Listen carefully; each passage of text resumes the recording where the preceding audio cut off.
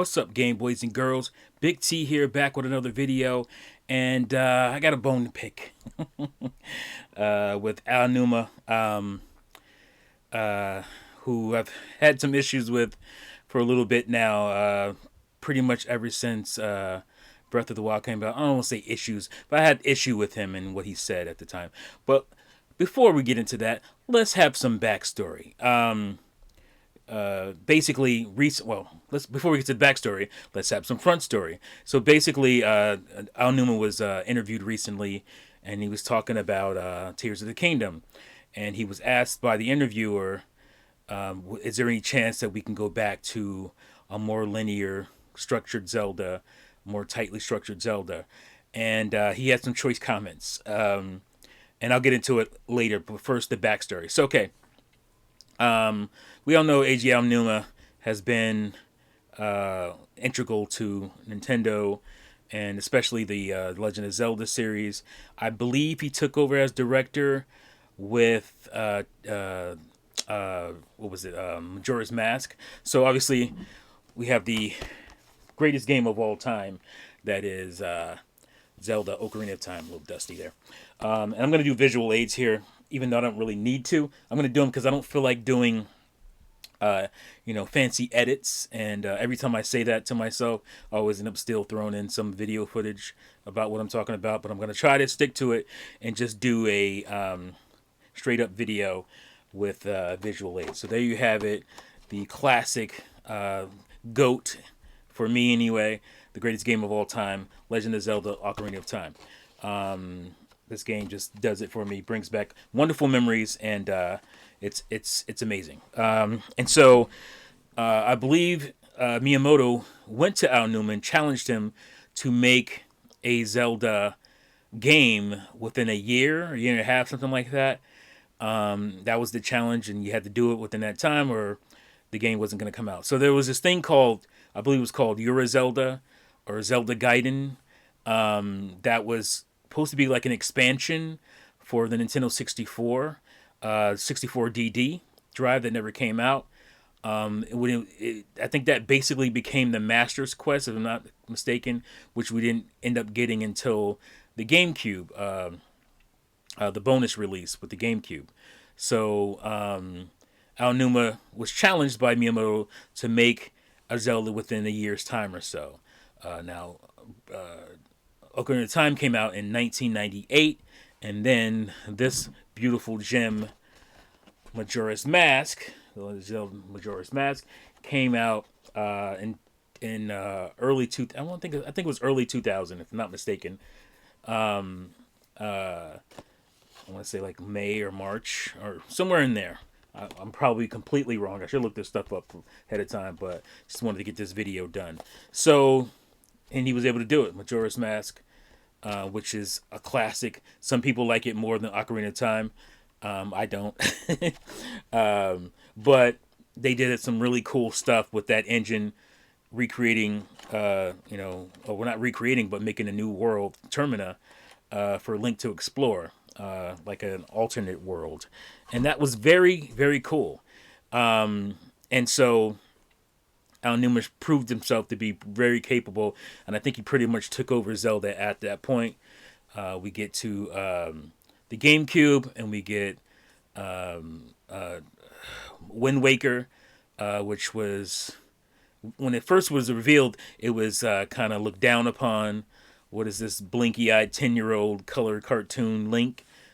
We were expecting that Space World 2000, mature, realistic Link, and we got Wind Waker, which was disappointing at first glance, but when you played the game, amazing. One of the best games. It was my favorite Zelda game for a while.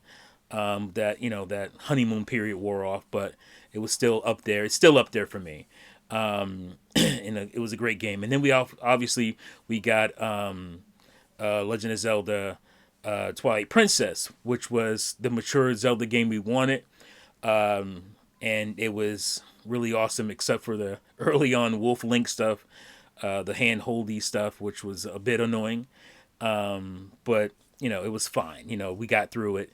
It was an amazing game with some of my favorite dungeons. and tools as well. Some of my favorite items were in that game, and so Aonuma kept on proving himself. He was the Zelda guy at that point, pretty much at that point. And then after Twilight Princess, um, we get Skyward Sword late in the Wii's life cycle. Obviously, Twilight Princess came out on GameCube as well as the Wii with motion controls, and I had a blast playing Twilight Princess that way. And then we get to Skyward Sword, and we get obviously more Wii Waggle, as you like to call it. So here's Skyward Sword, that special edition that came with the Symphony Orchestra disc, which is fantastic. I still listen to it all the time, and came with the golden Wii Remote with Wii Remote Plus, which is fantastic, integral pretty much to playing this game. A lot of people apparently had issues with the motion controls. I never had a negative thing happen with there was no disconnect or anything like that. The only thing that you had to do was keep pressing down on the D-pad to recalibrate the Wii Motion Plus, and that was pretty much it. If you were a little bit off, you just hit down on the D-pad, it recalibrates, and it was fine. I like Skyward Sword, but Zelda's pretty much starting to get stale at this point. But I remember an interview, I think it was before Skyward Sword came out, or right around the time it came out. Aonuma said that basically this is how we're going to be playing Zelda from now on. He couldn't see going back to like quote unquote traditional controls, and this is I'm saying this stuff because I want to get to how Aonuma can sometimes be reckless with his speech, especially when you're talking about Zelda. And so remember that, he said that we're not going back, basically. We're doing motion controls from here on out. And I was fine with that at the time. I know some people were like, oh no. But I was happy to hear that myself. And then we got I think it was 2011. We got the for the Wii U, we got the Zelda demo footage or whatever. Wasn't representative of a game, and that really came to be true. But some people were expecting that to be the next Zelda. It wasn't representative of a game, but it kind of gave us some kind of a glimpse into the next Zelda. And obviously, that game ended up becoming the venerable Legend of Zelda Breath of the Wild, a bona fide classic, one of my favorite games of all time. It doesn't dethrone Ocarina of Time for me, and you'll kind of understand why in a little bit, but it is very close. Fantastic game. And as you know, through the life cycle, we were watching the game a little bit here and there. We got to see the gamepad features and whatnot. We understood that the Sheikah Slate is basically a Wii U gamepad. I mean, that's what it is. It's a Wii U gamepad, and so our minds exploded with the possibilities of what we were going to be doing with the Wii U gamepad in that game, and I was really excited. I was thinking about all the cool things we'd be able to do, and we didn't get to do them because obviously the Wii U was a commercial failure, and therefore Nintendo shifted its focus when it came to Breath of the Wild to the next console, and we got Breath of the Wild on the Switch, obviously. So the problem is we had all these gamepad features going on, and they look really cool, but the Switch was coming out, and Nintendo did not want to undercut the value of the Switch in any way, and so they decided to undercut the value of the Wii U version of Breath of the Wild. But that wasn't what was said to us in the beginning when we asked about why the gamepad features were stripped out of the Wii U version. Aonuma put it upon himself to tell us that it was too distracting, blase blah. So they had to take they didn't see any more merit in using the gamepad at that point. They had to take him out, and I never believed it. I never bought that. I actually made a video right around the time saying that's BS. The reason you did it is because you didn't want the Switch version to be the lesser version. You wanted to make sure they were on equal ground, and you were gonna push the Switch version because it was a launch title for the Breath of the Wild was a launch title for the Nintendo Switch, and so that was obviously what I believed. And then later along the line, I don't know why they decided to say this, but they revealed that yes, that was the reason they didn't want to. Maybe he just didn't remember he said the other thing. It was in some PR stuff, but he later reiterated. They later reiterated, yeah, that's why we didn't want this Switch version to be the lesser version to have features that or to not have features that the Wii U version had, which was no surprise to me. And again, I made a video at the time about that, and I was right about it. And it was no secret. Most people who thought 2 seconds about it knew that was the case. I'm not acting like I planted some flag or something. So now we get to Tears of the Kingdom, which is the fantastic follow-up to Breath of the Wild. I have some issues with that game. Maybe I'll do a video talking about that. So I don't love it nearly as much as I love Breath of the Wild. And it has to do with the fact that I want what, to me, made Zelda Zelda. And that is, certain stipulations, certain things. Not, everything doesn't have to come over to continue Zelda. But to me, a big part of Zelda was the items, collecting special items that had some specialness to them that you had to use in dungeons. And the dungeons is the other thing. I really like those puzzle box rooms that you go through in the dungeons and you figure out things. They're very strategically put together.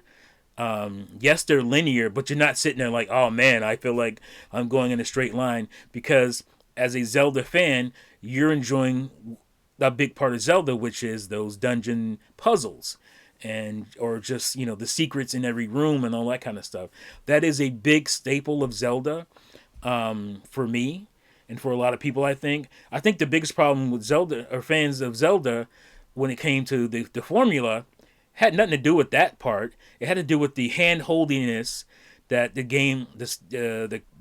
games continue to get worse and worse at. And the more linear stuff. When we got to Skyward Sword was just so linear.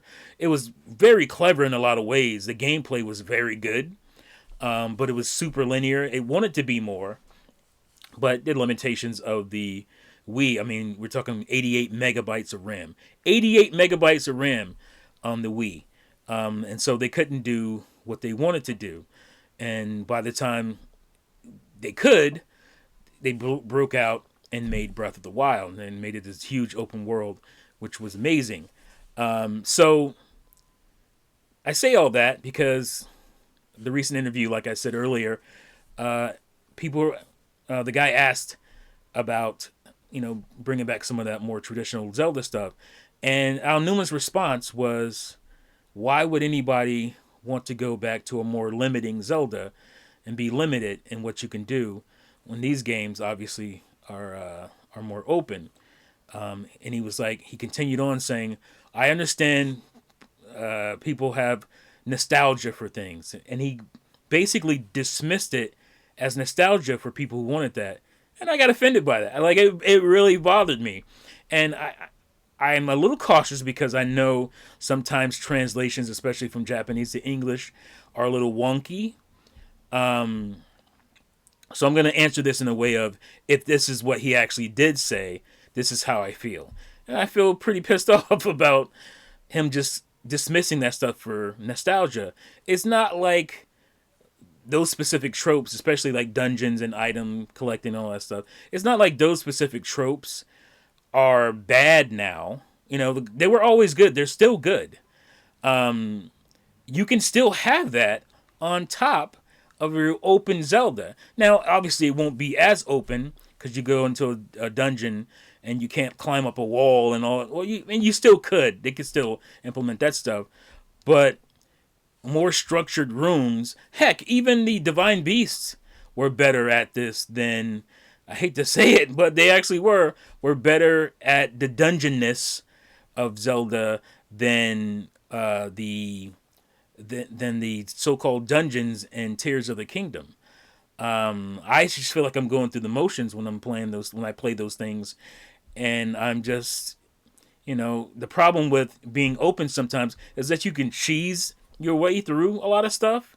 Um, you know, like the best way to explain it is like, say you're going to somewhere and you walk into a room and then there's a maze, right? And we have mazes in Breath of the Wild and Tears of the Kingdom, these giant mazes.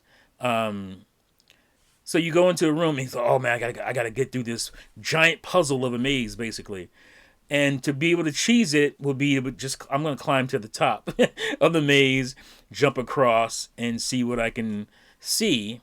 And that way, the maze is no longer really as effective as it was. And I'm saying, I'm not saying anything specific. I'm just saying, in general, that's what Breath of the Wild does.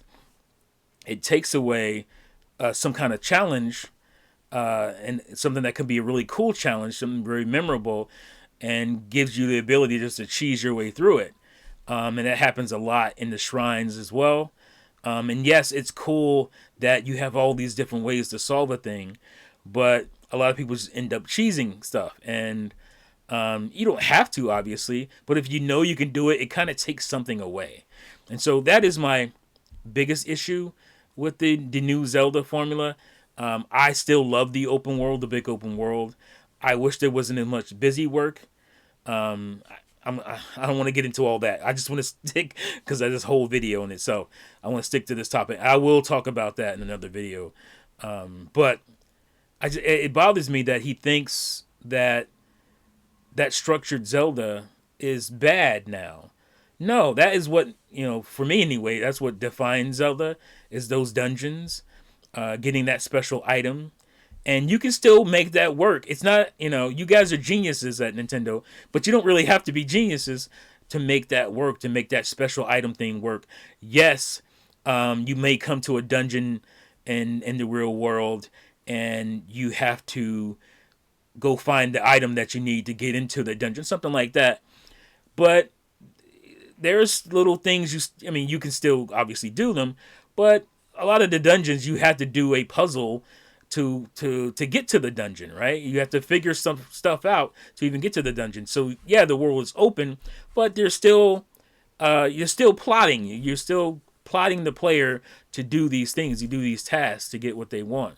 So it really bothered me that he said that, and I hope it is a bad translation. Some people may not, because I hear people all the time, who kind of agree and think that's a nostalgia. I don't think so. I think that is a core thing, that is a core Zelda thing that should continue and can continue. It's not like that stuff can't still work in an open world Zelda, because it can. You can have these buildings that are walled off and clues to how can I get through them? Oh, I need a special item to get through this dungeon. I need to be able to. I need to have had done something, and because you still have that in Tears of the Kingdom and Breath of the Wild, where it's like, oh, what's this? I have to figure this thing out for me to traverse it, for me to get into it, or like certain shrines, you have to figure out there. Yeah, the world is open, but you still have to figure out how to activate certain shrines in the game and make them, because it's a puzzle thing. And so, and I'm going through the dungeons in Tears of the Kingdom. I'm like, there are ways you can make this a traditional dungeon. You just decide not to do it. And I think, I'm not gonna accuse Nintendo of being lazy, but structured dungeons take planning. They take a lot of thinking and whatnot, a lot of cleverness, for good ones anyway, obviously. And so it may take more time to do that. And I think it takes a lot less time to do the open, quote unquote, dungeons that we get in Tears of the Kingdom. And to me, that's what I see anyway. So I would like for us to get back to special items. Again, I'm going to talk about this in another video, and get back to more traditional dungeons that feel like an accomplishment when you're done. Feel like you just fell into it, because that's what it felt like in Tears of the Kingdom. But yeah, anyway, that's my video. Let me know what you guys think.